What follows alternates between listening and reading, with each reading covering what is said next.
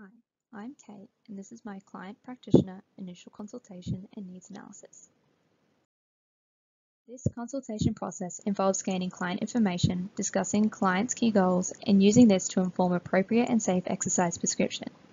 This presentation will follow this protocol and include the following: a new client screening, pre-exercise screening tools, and initial consultation notes. A needs analysis will also be outlined, with recommendations for the client summarized to finish. Having gained informed consent from the client, I attain the following measurements and details. The client is a 20-year-old male with a height of 177 centimeters and body mass of 84 kilograms. In accordance with the ACSM's classification, his BMI and waist circumference classify him to be overweight and at increased risk of chronic disease, along with an average body fat percentage. The client's resting blood pressure of 150/70 must be highlighted and will be discussed later in the presentation. The client reported seeking advice on beginning cardiovascular exercise to improve health while maintaining his current strength levels when asked his reason for the appointment. Pre-exercise screen tools aim to identify individuals at increased risk of negative health outcomes when participating in physical activity. The client completed the following tools to determine his health risk and to inform my exercise prescription.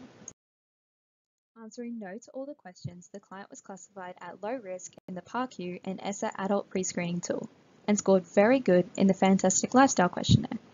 It must be noted that the tools classified the client's blood pressure as a risk factor and recommended consultation with a doctor prior to beginning an exercise program. When discussing medical history, the client mentioned his mild systolic hypertension to be the only condition and risk factor, with his resting blood pressure of 150/70 reiterating this.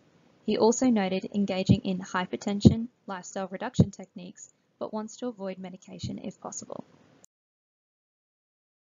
The client's current physical activity levels are well over the ACSM's minimum physical activity recommendations, participating in 9 times more moderate activity through his work and over 4.5 times more vigorous activity via gym-based training.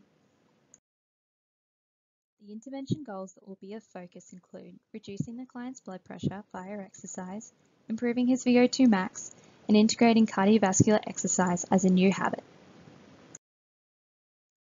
His motivation behind these goals was clearly stemmed from wanting a healthy lifestyle. Thus, my practitioner goals aim to set the client on the path to a healthier life. The ACSM recommended the following exercise prescription to reduce blood pressure in hypertensive populations: moderate intensity aerobic exercise enduring 150 minutes per week, in adjunct to high intensity resistance training 2 to 3 times per week. Further investigation found that though resistance training alone reduces blood pressure in hypertensive individuals, a combination of training types is proven to have the most lasting effects in terms of blood pressure reduction. Therefore, concurrent training is of more benefit long term.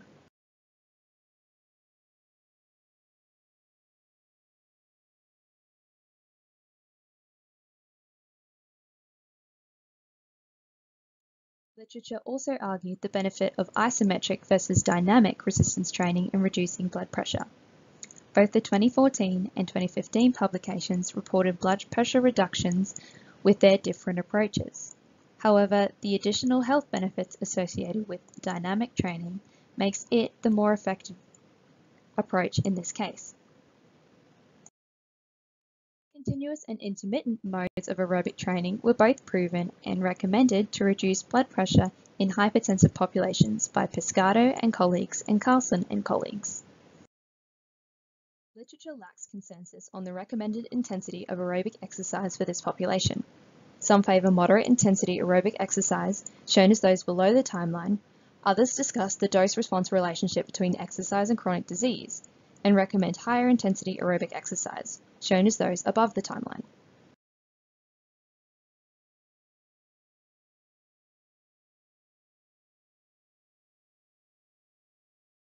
It has been concluded that moderate intensity aerobic exercise is best prescribed initially, with higher intensity activities a potential prospect with future progression, in consultation with a medical professional.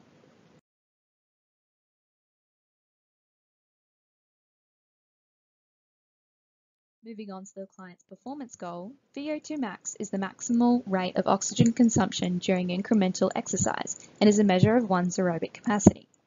Systems associated with the body's oxygen supply, transport, delivery, and use are the aspects that influence one's VO2 max results. A myriad of physiological factors contribute to a high VO2 max. Some are listed here. Individuals that exhibit these factors generally are highly trained. For instance, elite triathletes demonstrate a higher VO2 max than their competitive counterparts.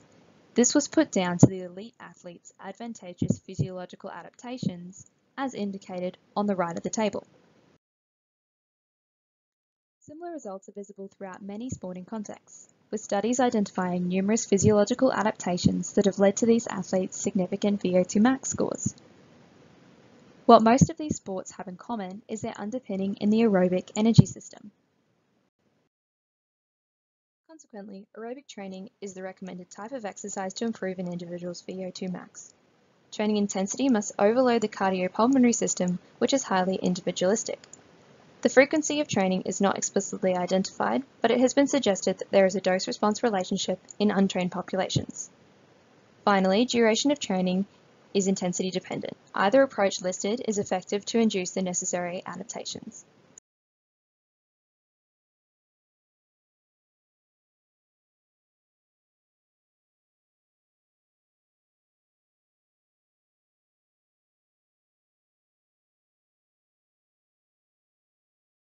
Building and adhering to a new habit is a considerable task. Strategies such as those shown assist individuals to establish and adhere to new habits. In the client's case, consideration of other commitments is essential to ensure the new habit integrates effectively into his schedule.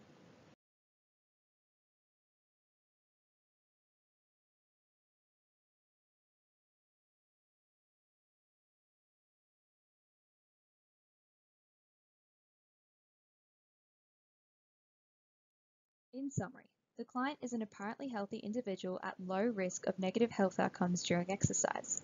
However, his exercise prescription must consider his mild systolic hypertension. He currently completes physical activity well above that recommended by the ACSM. Again, his goals surround reducing his blood pressure, improving his VO2 max, and establishing cardiovascular exercise as a new habit. I would firstly recommend the client to consult his doctor to determine a safe exercise intensity to begin the program. This will heavily inform my subsequent exercise prescription. VO2 assessment will also be a necessary step. Discussion with the client will determine the best approach to implementing his new habit, though approximately 4 times 30 minutes of moderate aerobic activity per week would be appropriate to begin with. Progress will be recorded for evaluation. It is recommended that the client also regularly consults with his doctor as the program intensity develops.